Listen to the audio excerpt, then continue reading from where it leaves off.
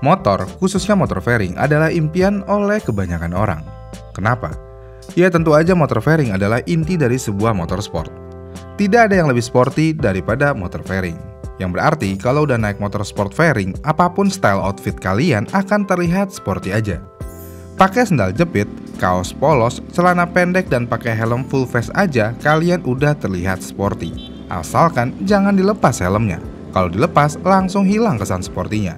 Tipe cowok kalian tuh yang kayak gimana sih? Pokoknya aku nggak suka cowok bertato. Kok aku sih nggak suka cowok yang ngerokok. Kalau aku sih nggak suka cowok yang pakai motor Beat.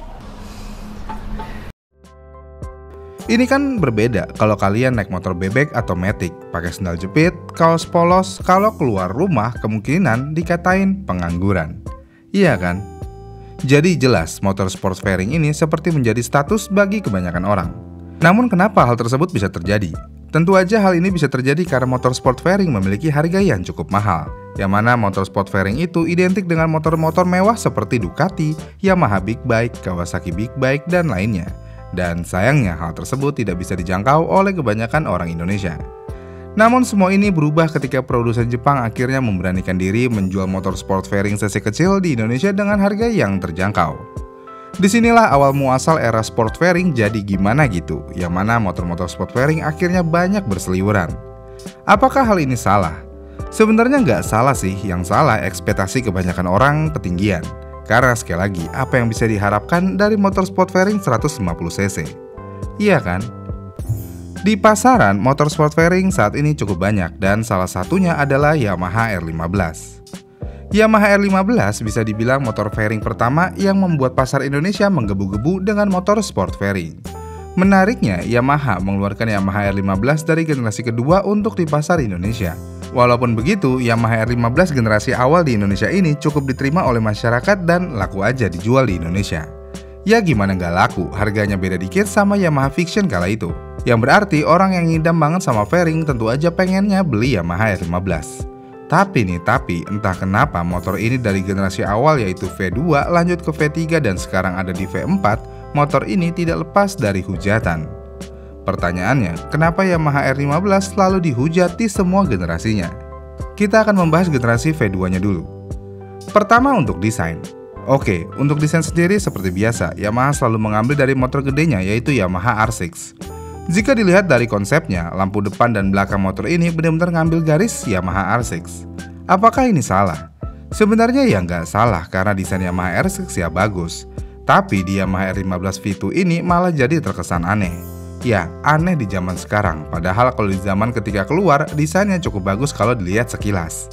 Tapi kalau dilihat lebih dekat lagi, ya jadi kurang bagus. Karena motor ini benar-benar cuma bodi doang yang gede, tapi jauh dari kesan padat. Kasarnya kayak Fiction dimodif fairing. Kemudian hal ini diperparah dengan posisi stangnya yang tinggi banget. Kenapa hal ini bisa terjadi? Hal ini bisa terjadi karena shock depannya masih pakai punya Fiction. Selain shock depannya yang Fiction banget, knalpotnya juga Fiction banget auranya. Udah gitu, feel berkendara bawa ini motor sebenarnya 11-12 sama kayak bawa Fiction. Tapi hal ini tidak berlaku buat kalian yang dibonceng motor ini. Kalau diboncengin Fiction mah ya enak-enak aja. Tapi kalau diboncengin motor ini, rasanya ngeri banget. Kepala yang dibonceng lebih tinggi daripada kepala yang dibawa motor. Emang sih hal ini hal yang biasa terjadi di motor sport fairing. Tapi untuk di R15 ini benar-benar tinggi banget. Dan hasilnya nggak enak untuk dipandang. Kemudian selain itu, spionnya juga dipermasalahkan oleh sebagian orang. Tapi emang benar sih, spionnya agak aneh aja. Tapi nih walaupun begitu, tenaganya ini motor sebenarnya ya lumayan oke. Cuma di tampilan aja yang sering dihujat, khususnya di bagian antara stang dan fairingnya, benar-benar kopong banget. Ya kalau sekarang sih yang ngeliat ini motor ya udah kayak motor India. Tapi sekali lagi, di zamannya ini motor ya cukup keren. Kemudian kita lihat generasi selanjutnya yaitu V3. Apa aja hujatannya? Yang pertama tentu aja kopong. Kenapa masih kopong? Ya tentu aja karena Yamaha selalu mengusung konsep mau geluk banget. Tapi nih kalau mau dibilang, Yamaha R15 V3 adalah desain Yamaha R15 terbaik sejauh ini. Paling sporty dan paling kalem desainnya. Tapi kenapa masih kena hujat aja? Tentu aja masih kena hujat karena kekerenan desainnya tidak sesuai dengan fungsinya. Yang pertama ada ram air. Ram air R15 V3 bener-bener palsu, nggak fungsi sama sekali. Lagi pula, ya ngapain juga sih difungsiin? Masa iya mesin 150cc bisa overheat? Mau kena macet 12 jam, kayaknya ini mesin nggak akan overheat. Selain ram airnya, sayap bodi belakangnya juga dinilai kebanyakan orang terlalu berlebihan. Ya kalau dilihat lebih detail lagi nih ya, tapi kan setidaknya hal ini bisa membuat tampilan bagian depan dan belakang menjadi lebih presisi. Nggak kayak Suzuki GSX yang depannya gede, belakangnya kecil, kayak ikan lele. Iya kan? Tapi ini semua itu dirusak ketika kita melihat desainnya dari samping, yang mana ada sebuah black hole yang besar. Disinilah permasalahan dimulai. Moge looknya langsung kena hujat. Tapi ya ini jelas salah Yamaha banget. Kenapa nggak dikasih full fairing sampai sana?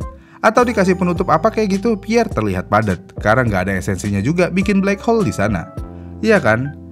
Tapi selain itu semua, ini motor sebenarnya ya cukup bagus aja, asalkan usernya jangan menganggap dirinya mengendarai moge, karena mau bagaimanapun itu mocil.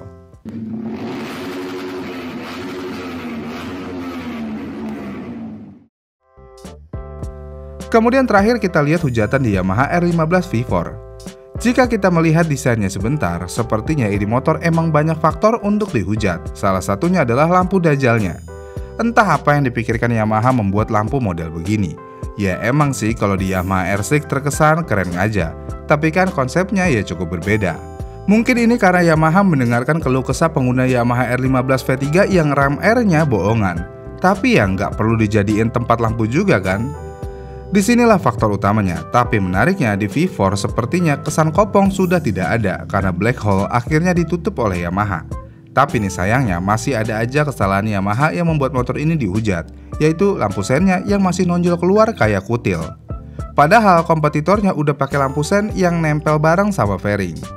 Ya ada aja titik hujat ini motor. Namun untuk yang V4 ada satu hujatan yang tidak dimiliki oleh generasi sebelumnya, yaitu harganya yang selangit. Motor sport fairing 150cc dijual di harga 40 jutaan. Duh, kayaknya ini overpriced banget sih. Dan inilah salah satu alasan kenapa Yamaha R15 V4 kurang laku dan ditinggalkan oleh fansnya sendiri. Harganya kemahalan. Oh iya, satu lagi nih, hal yang pasti dihujat oleh kebanyakan orang tentang motor ini di semua generasinya, yaitu tenaganya. Tenaga Yamaha R15 sebenarnya nggak buruk, karena SOHC Yamaha bisa ngalahin DOHC-nya Honda. Tapi tampang Yamaha R15 yang moge look banget ini membawa beban berat, yang mana moge look harus kencang dari semua motor yang ada di kelasnya. Tapi sayangnya Yamaha R15 performanya kalah sama Suzuki GSX 150 si motor bocil. GSX 150 adalah motor fairing kecil yang bisa dinaikkan oleh anak SD. GSX 150 tidak memiliki desain yang moge look. Tapi dalam hal performa, Suzuki GSX 150 bukanlah motor anak kecil. Dan inilah aib utama Yamaha R15, moge look harus kencang. Namun, kalau motor moge look dan sport fairing emangnya harus kencang? Ya namanya juga motor sport fairing kan, yang berarti harus mengutamakan performa bukan tampilan. Tapi ya nggak disarankan juga sih ngebut-ngebut naik motor ini. Kenapa? Ya bikin malu aja, suaranya nggak enak, larinya ya segitu-gitu aja. Pasar loak,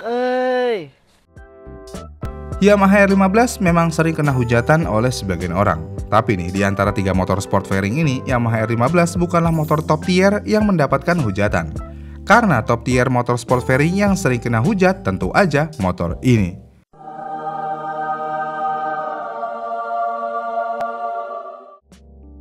Ya, CBR 150 adalah motor paling dihujat di Indonesia. Yang pertama, Honda CBR 150, kedua Yamaha R15, dan terakhir Suzuki GSX 150. Ya walaupun sering kena hujatan, tapi setidaknya ini motor nggak di peringkat 1. Iya kan? Gimana nih menurut kalian? Apakah Yamaha R15 layak dihujat? Komen di kolom komentar di bawah ya, dan sampai jumpa di video selanjutnya.